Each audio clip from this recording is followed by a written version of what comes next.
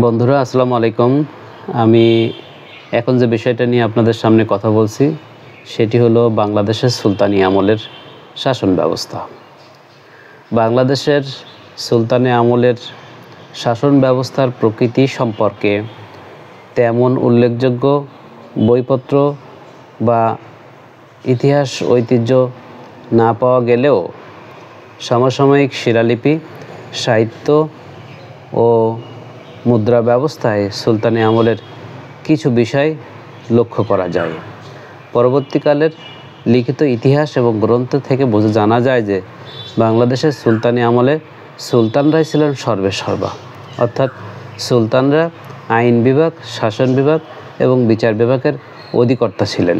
সুলতান নিজেই আইন জারি করতেন এবং সর্বোচ্চ বিচারের কাজটি নিজেই করতেন। ধন্যবাদ সবাইকে।